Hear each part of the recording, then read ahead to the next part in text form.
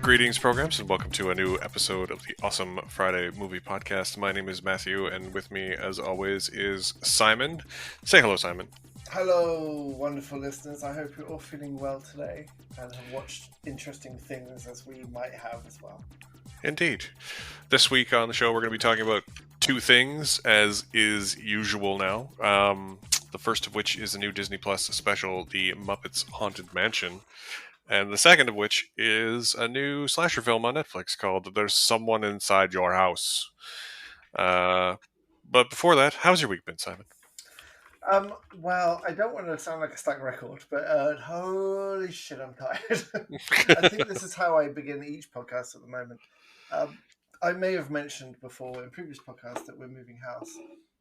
And so at the moment, we're in the process of packing everything.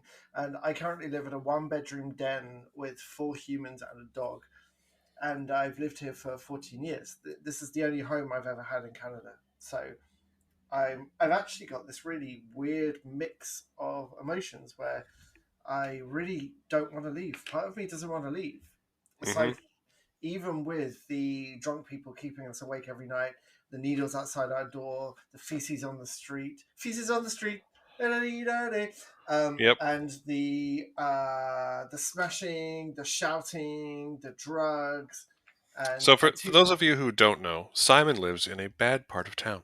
Yeah, I live in it's what has been described for 14 years as an up and coming area, and I just wish at this point that it needs to up and come, because Well, it did. It got gentrified. It gentrified pretty nicely, and then I lived there for a while. And then right as we were leaving, it was starting to go over the hill and go back down. And then you've been there for 4 more years. So Yep. The gentrification is interesting because Chinatown has definitely transformed. So I live just on the edge of Chinatown.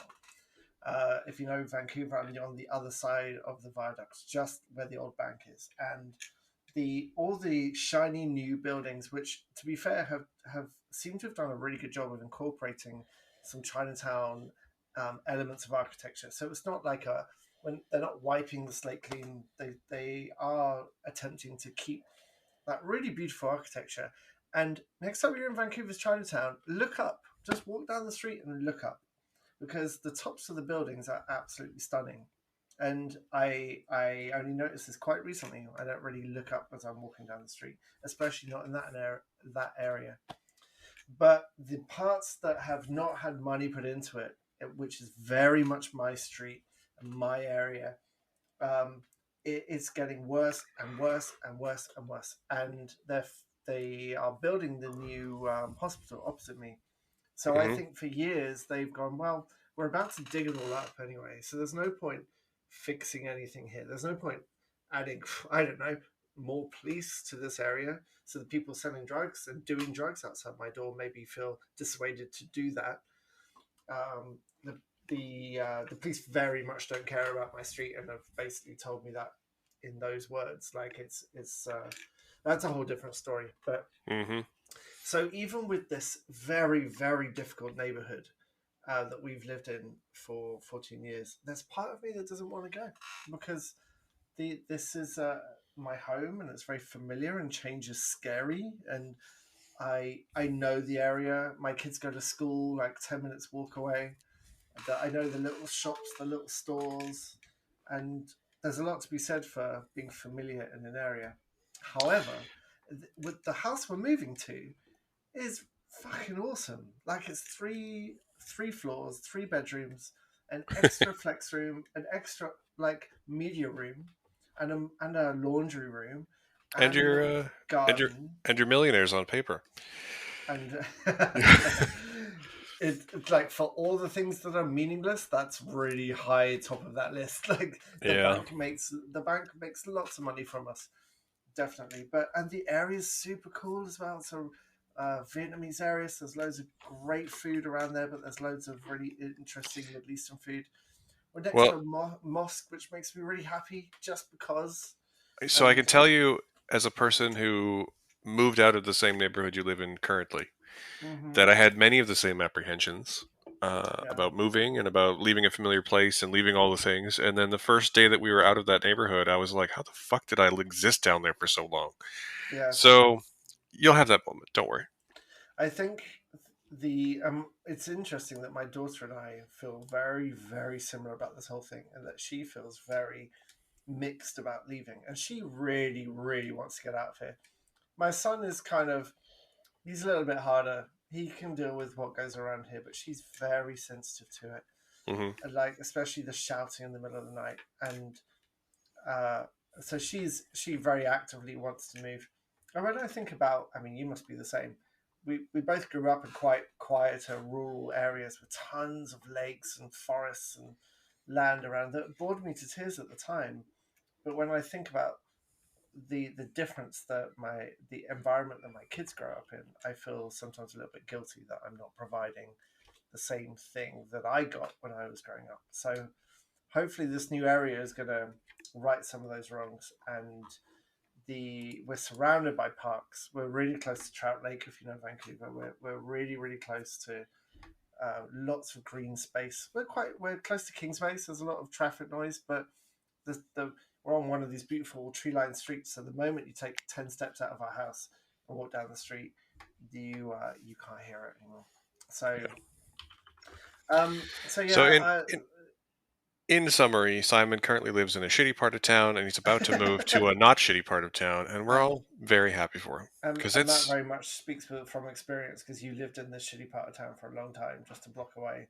I did. I It was do, I terrible. do, I do miss having you a block away. I have to say, and it certainly makes feeding your cats a lot easier as well. But the this area is just so problematic. So to answer your question, I'm fucking tired, but in a month I'll be in my new place, and so hopefully that will start feeling a bit more like home.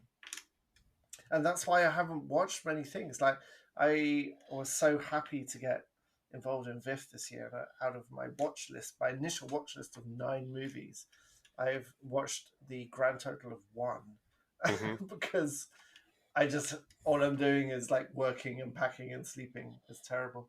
How many movies have you watched from VIF now? What's your Uh, count? that's a good question. It's gonna be in twenties, maybe, isn't it? No, no, it's nowhere near that high. I mean, if you counted all the shorts that I've watched Mm-hmm. individually, it would be, but I Yeah. don't.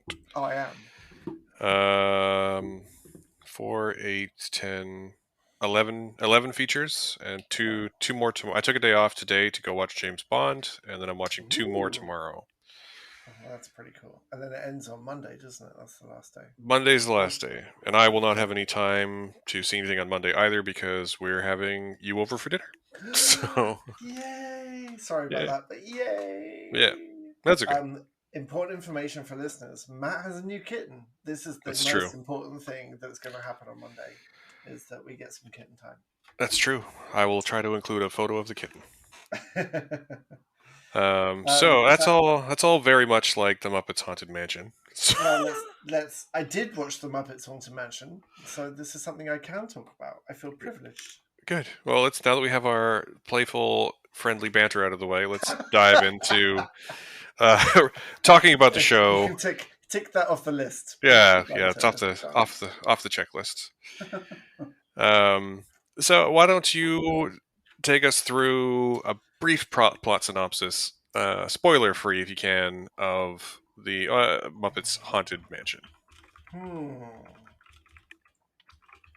So, the Muppets Haunted Mansion is some Muppets go to a haunted mansion, and other Muppets are like the ghosts. Like, I don't know what to tell you. I can't even remember. Hang on. It's all about Gonzo. So Gonzo decides that he wants to do his biggest challenge yet. Hmm. So Gonzo goes to this haunted mansion, and he goes with his friend Pepe, who turns out to be a king prawn, which is the funniest joke of the whole thing, is when he reveals himself to be a king prawn. And and Gonzo is my favorite Muppet. Like Gonzo is a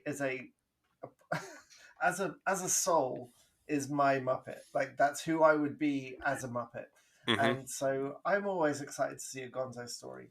So this is a focus on Gonzo. He survived his like daredevilness, so he decides he can go and do this big challenge to go to this haunted mansion. And when Yeah, he go. gets to the mansion, there's a spooky like there's someone burying bodies outside, and there's Will Arnett, who is the the host of this haunted mansion, greets them in, and he's clearly clearly uh, a very dark and mysterious person. And Will Arnett, of course, is perfectly cast, as he is in anything he's cast, because he has just got such a great voice for doing this kind of thing. That's true. And That's very so true. he leads them through these different sections of the haunted house, and they learn about the previous owners, and then they see some ghosts, and then there's a ghostly wedding. There's like a Black Widow style wedding that's going to happen, which you can guess who is the bride in that situation. And they basically try to survive this haunted mansion. And the reason I'm struggling to tell you a plot is that it's really just a series of sketches. And this is one of the problems I had with it, is that it's just a series of moments. Is it a And problem though? I mean, that's kind of. I mean, so it's true the Muppets have a lot of movies, but that's kind of where the Muppets live. Really, is with I don't sketch know. I don't. humor and meta jokes. But I texted you as I was watching this, if you remember, and I said, I don't think Disney knows how to deal with the Muppets. I don't think they know how to do the Muppets because they've tried a new Muppet show and it didn't. It got completely rejigged after the first season, and then I think it's actually stopped now.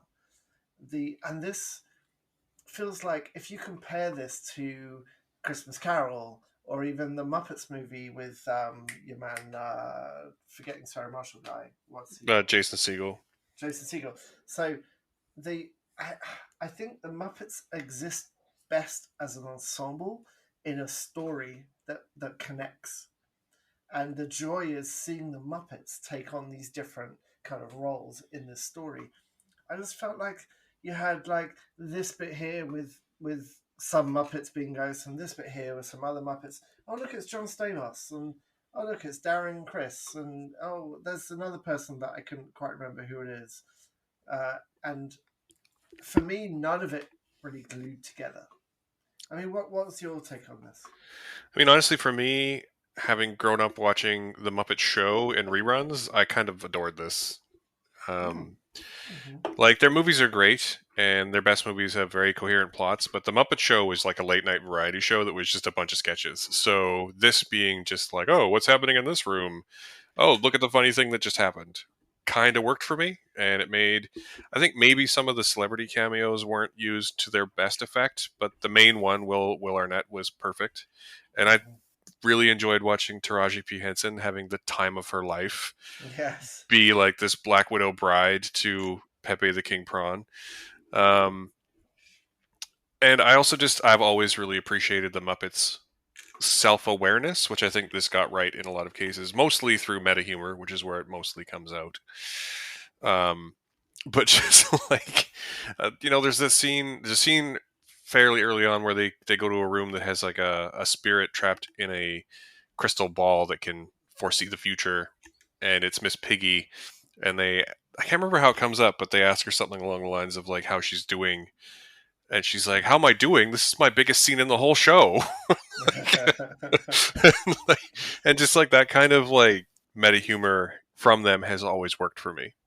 Mm-hmm. So I don't think this is among the best things they've ever done. And my bigger problem is that I'm sure I am well aware that Disney owns everything.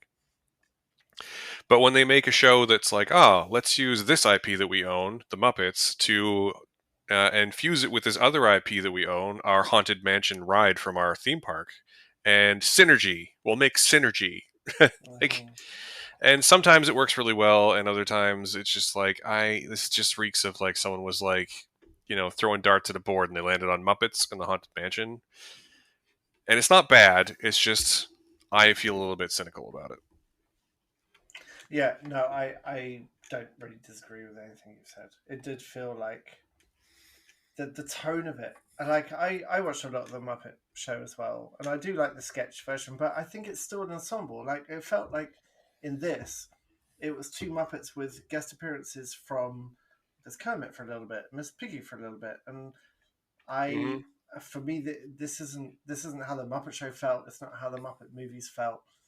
Like there was too little of the other Muppets and too much celebrity kind of. Oh look, it's this guy. Let's do him in a scene. Let's do her in a scene. And I don't want to see like the humans in a Muppet story are completely secondary to me. I want to see the Muppets together Hmm. Yeah, I going feel what you're through saying. going through a story and kind of being the funny parts of that story.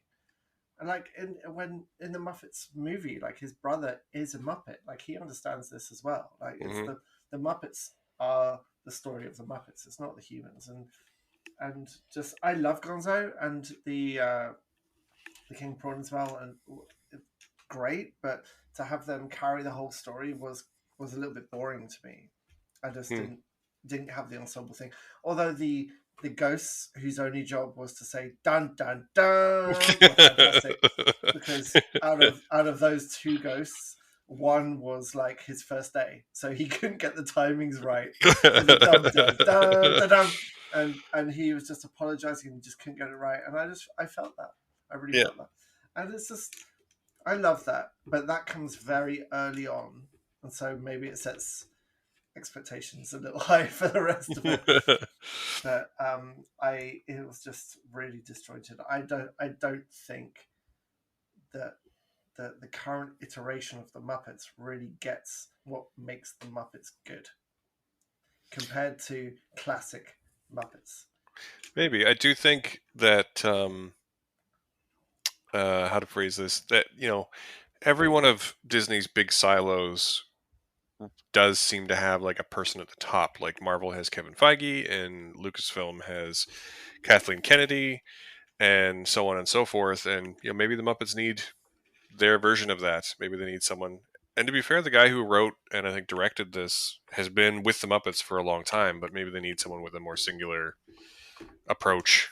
Yeah, somebody who gets the ensemble a bit more. I mean, let's throw Brett from Flight of the Concords. Clearly Hmm. loves the Muppets. He did all the music for the last movie, and his songs are amazing. And Won an the Academy guy Award for he Man or Muppet, absolutely did. as I Man or recall. Muppet. Oh my god, that song. We have dramatic reenactments of that song in my house, and the kids obviously love it. The also the your guy from Ted Lasso, the guy who Brett plays Goldstein, yeah. Roy, Brett Goldstein, self-confessed Muppets fan, obviously a talented writer. Like, Hmm. let's get. He's just won an Emmy. What did he just win? He won an Emmy for Best Supporting Actor for Ted Right, Lasso. right, right. So let's throw some Muppet money at him now because he clearly gets it. So I agree with you. I think it needs someone to kind of guide them back to where they used to be because it's not where they are right now. It, Yeah, I've, I don't want to watch a Muppet movie and just see only two Muppets for the most of it. Like it's an ensemble piece, and that's what the movie got so perfectly is that they understood that it was a movie about Muppets, all of the Muppets. It's not just like a focus on Kermit or Gonzo or Fuzzy or whatever. yeah. I wonder if it would have been different if this was a feature length thing and not a 45-minute special. That's what made me think of the TV, the 80s TV Mm-hmm. series. Is that it Yeah, was much shorter, it was very self-contained, but still ridiculous and meta and funny. So yeah, I think you're a little. I'm a little. I think you're a little more down on it than I am, but yeah, yeah. I just thought it was kind of a delight. Short and Well, sweet and forgettable, and that's sort of fine. I wish, I wish it was. ah, I wish it was amazing, but it's fine. It's fine. forgettable. You see, Muppet shouldn't be forgettable Yeah, because we're still but talking they. about Man or Muppet. But I mean, they Like, are right. Like, there's been another Muppet movie since the one that had Man or Muppet in it that we and it don't was talk about. terrible. It was really So, bad. Most Wanted is a great example of missing the point entirely of what makes the Muppets good. mhm. Uh, but that's a different discussion, I So yeah, think. it's a whole other discussion. Well, Yeah, since I think we're wrapping up on this, I have a question for you. So, yeah. there's all kinds of meme games out there, for movie lovers, and one of my favorite is pick a movie and you replace everyone except for one character with Muppets. What movie do you Mhm. go with? Go.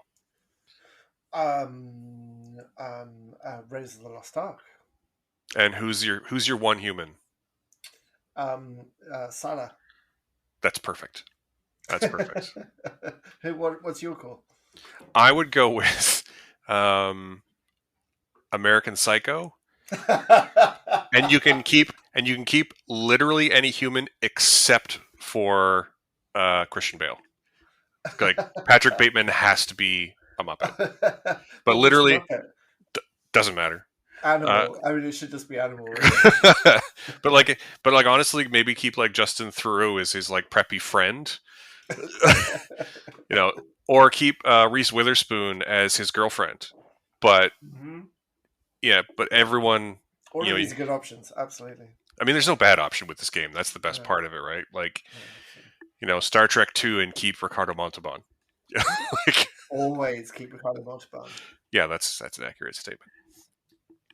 There's something, Um, Ricardo Montalban's a great example of that thing that you can't pin down. Anything he's in, he is automatically the best thing in that thing.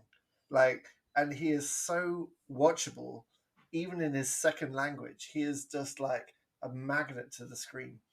yeah. And I would love someone more, to tell me why that is. He like this kind of mythological presence that we've been watching a lot of Guys and Dolls recently, and Brando in that movie is just like you can't take your eyes away, Hmm. and Ricardo Montalban's very much like that as well. So yes, always keep him in stuff, definitely. Yeah. Good. Who would be your Muppet to play Kirk though? Who's your Kirk and Spock dynamic? Because that's the whole hinge of that movie is your Kirk Spock dynamic. Who would you choose? I mean, Kirk and Spock and McCoy would have to be some combination of Kermit and Gonzo and Fozzie Bear, right? Like Yes. that's Oh my god. We need to stop talking about this because I really want to watch that movie now. Same with yeah. Star Wars Muppets. Muppet Babies did. Have you ever watched the Muppet Babies? I grew up with that show. So if you remember the Muppet Babies episode where they go into Star Wars, um, which is an absolutely fantastic episode where they reenact some scenes from Star Wars. Like I would watch the whole of Star Wars just with Muppets, just complete shot for shot, but with Muppets. Like someone needs to get on that. That would be fantastic. I mean, yeah. I mean, imagine. I just had a good one in my head. Imagine the movie Closer with all and keep and Oh, keep any one human of the four oh main my god! humans, and that would Oh, be an amazing film. do you know what? I think it would have to be Jude Law because, for the same reason, he's kind of like a young Michael Caine anyway, and he Yeah. would play it. He would play it totally straight like Michael Caine did. But Plus, I then can that just means I can just imagine a scene between, if you can imagine Clive Owen being played by Kermit and Miss mm. Piggy being like Julie Roberts being played by Miss Piggy, and having that whole scene where they fight about whether she's had sex with Jude Law, I and was thinking she more. screams, "Why do you want to know?" And he yells back, "Because I'm a fucking caveman." Like it just, I was thinking more like Miss Piggy being Natalie Portman in the strip bar scene, yeah, and just having horrific nightmares about that. yeah, good. So yeah, there's no bad answer to any of this, is No, really not. So there? good. Okay, so yeah, go watch it, but then go watch. It's almost Christmas, so go watch Muppets Muppet Christmas Christmas Carol. Carol is Treasure probably Island, still their Treasure best. Island's good as well, but yeah, Christmas Carol's the best one. Well, Treasure Island has that magical thing known as a Tim Curry appearance. So Again, he's another Ricardo Montalban. Like yeah, again, he's yeah, always the best thing in the thing he shows up in. yeah. Yeah, Okay. good. So moving on, let's move on from a delightful children's Halloween special to a new teen slasher movie from Netflix, which I So, watched as part of Fantastic Fest last month and has just been released on Netflix this week. Um, so I've got it on. I haven't seen it, but I've got it on silent as we're recording this podcast. I have it on and just looking at it visually. mhm. And I kind of wish I'd watched it now because it looks like exactly the kind of thing I would like to watch. So this is a Um, moment. This is the moment in the podcast, folks, where I get to do the thing I get to do with Simon a lot, oh, which is to say, "I told you so." yeah. This was because you have time to watch things. I'm just devastated that I That's don't get true. time to do anything.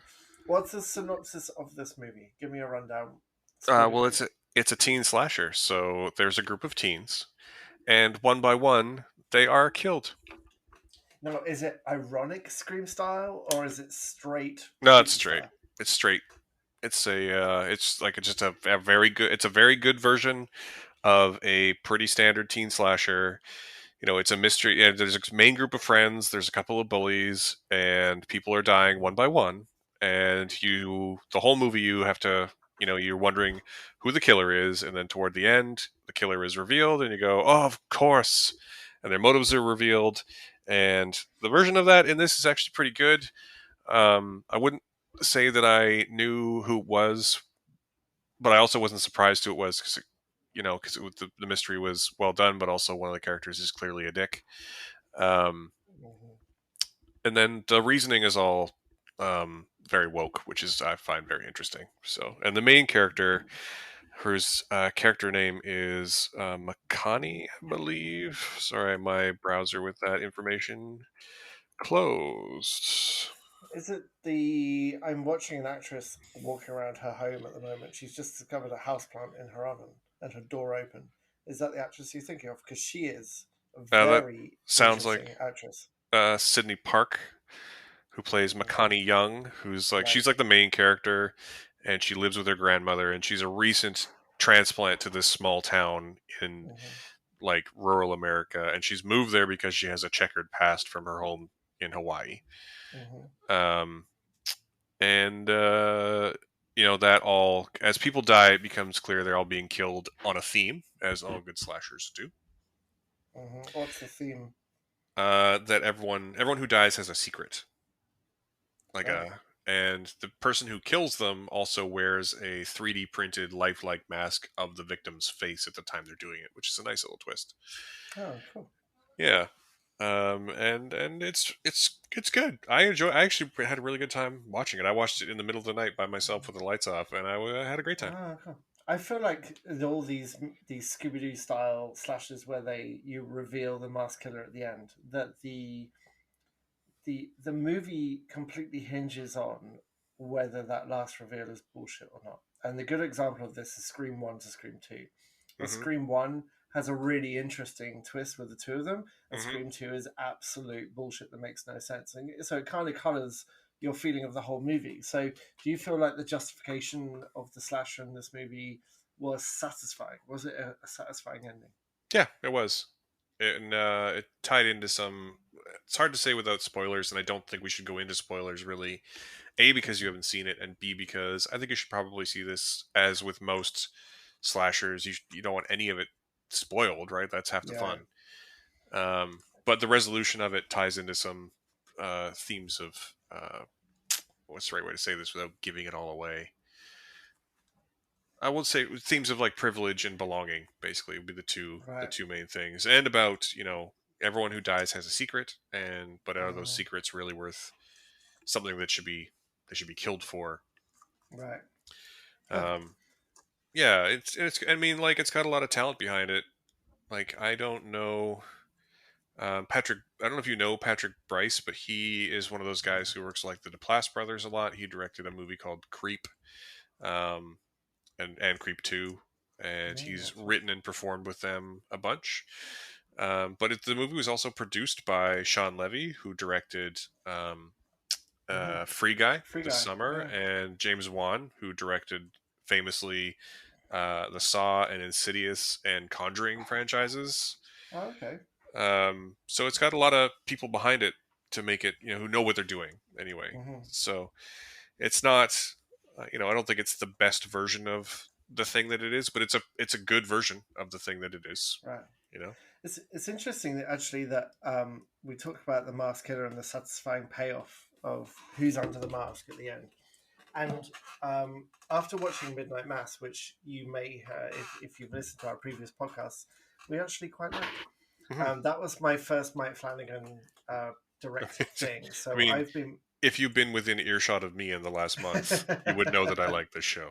yeah, yeah, little subtle hints that we give out.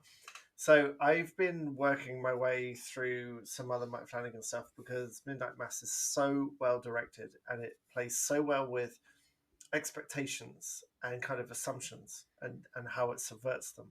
That I started with his first feature called Hush, which I hadn't seen before. I don't know how Hush passed me by because it's exactly my kind of movie. That's not even And his first feature, though. That's oh, is it? I thought it no. was. Oculus was definitely before Hush. Oh, I thought Oculus was afterwards. Okay.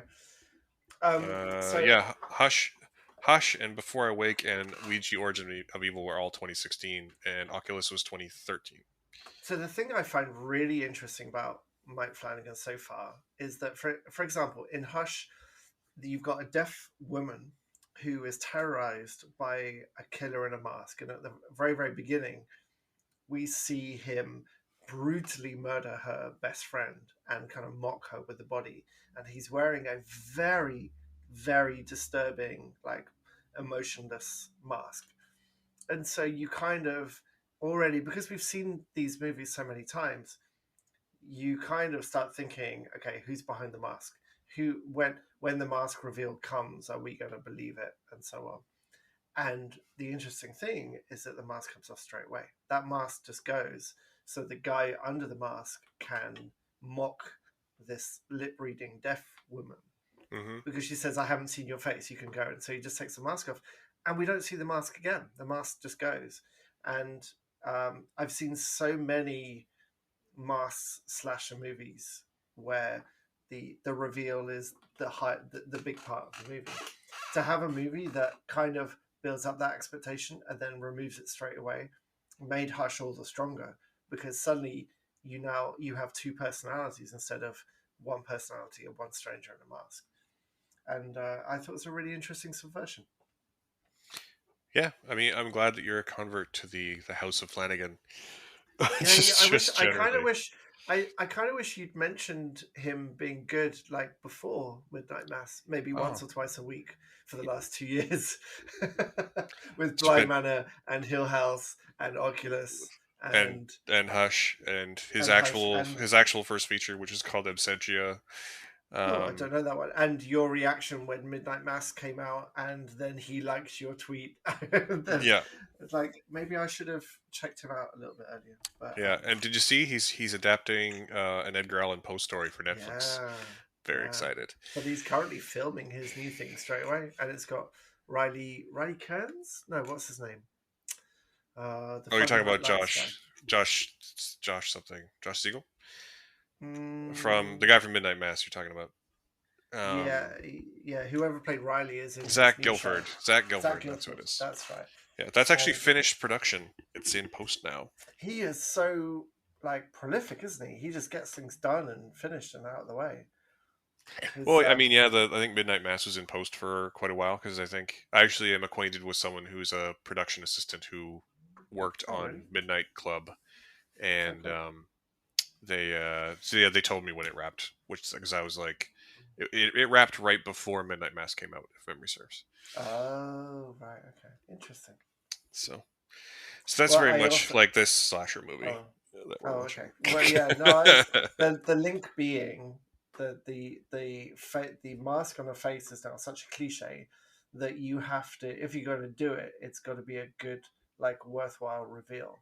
And I Hmm. liked how Flanagan played against that. And it sounds like there's someone in your house actually has a worthwhile and meaningful reveal, which is good.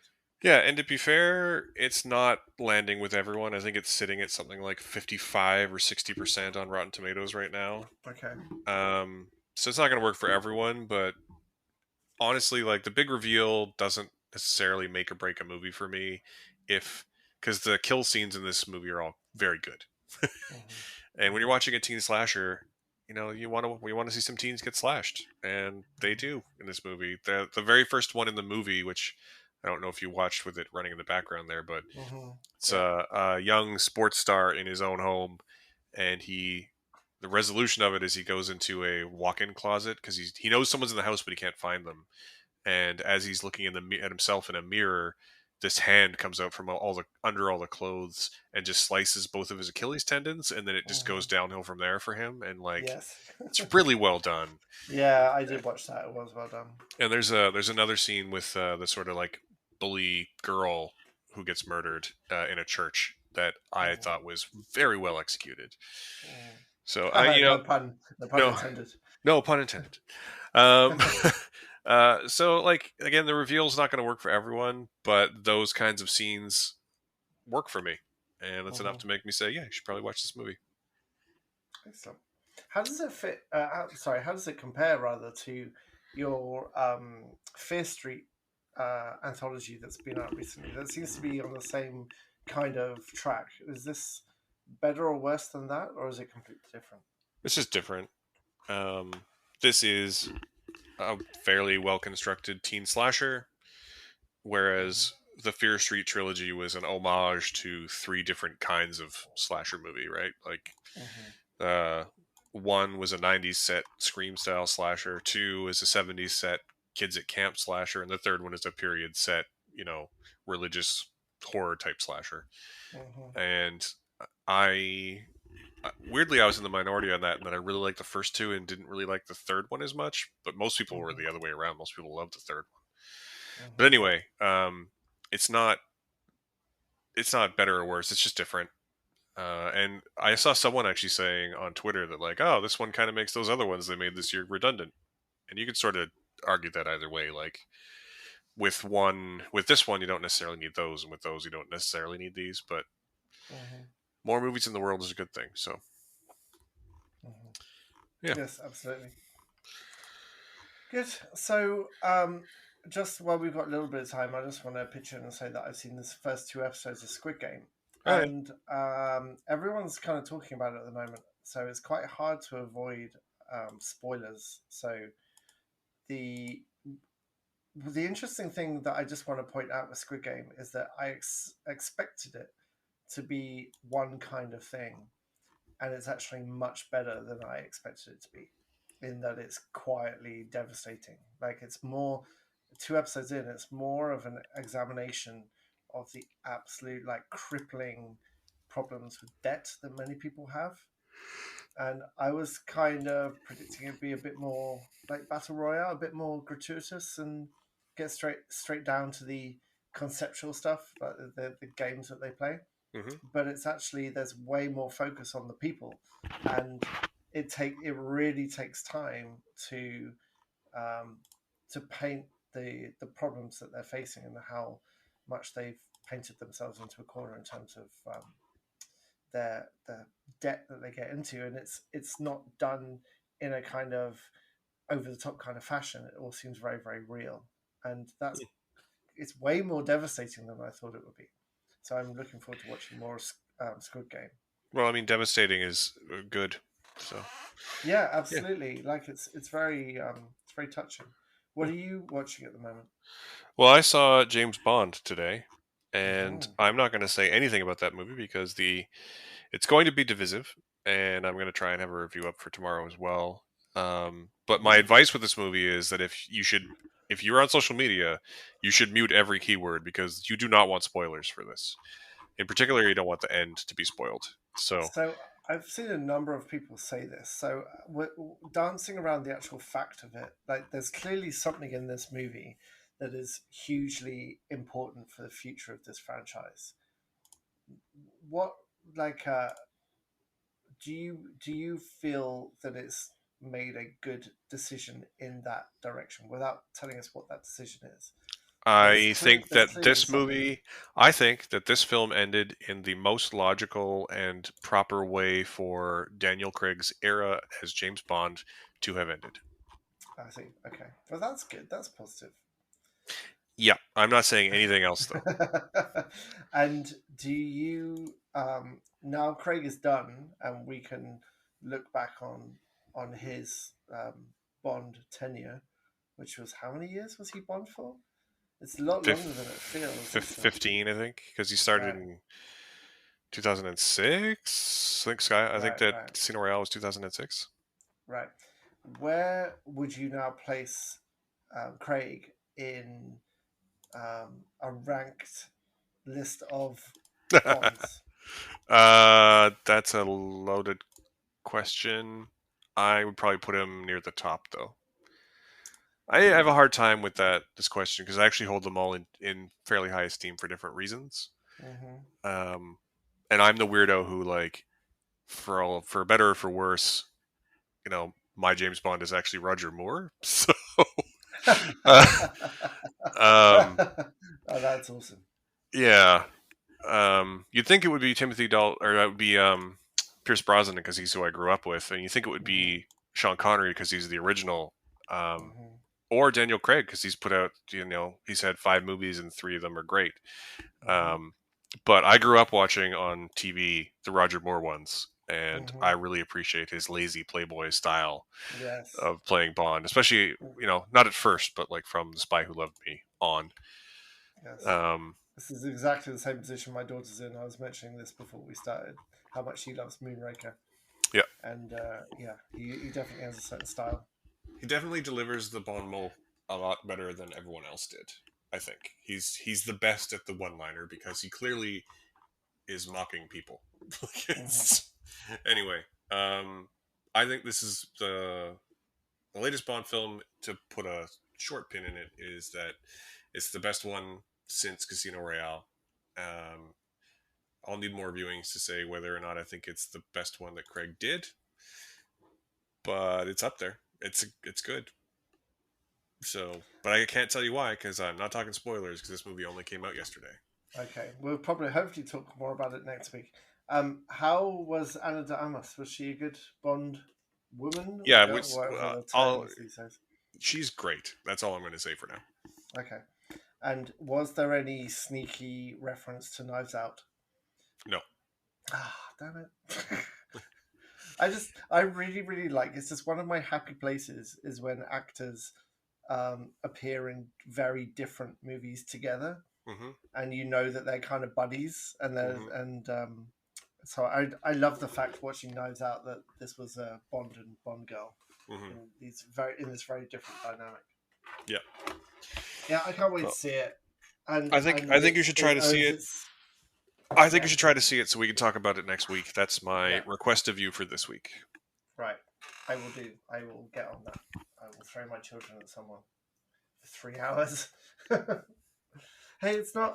Is it theaters only, or have they found some kind of like premiere stream thing? I don't know about anywhere else, but in Canada it's theaters only. Oh, that's true.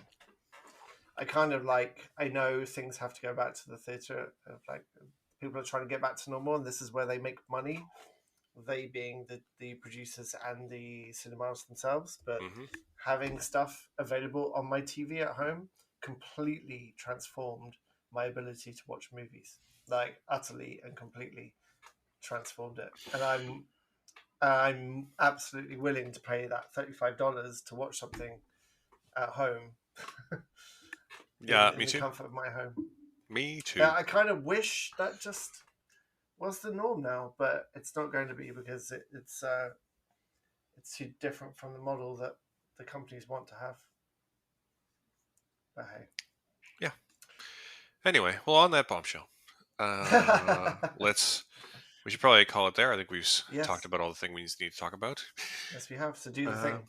yeah. So if you've been listening to this, we'd like to say thank you for listening to this. We appreciate your listenership. That's very alliterative of me. Um, if you'd like to support us, please feel free to give us a like or a review on your podcasting platform of choice.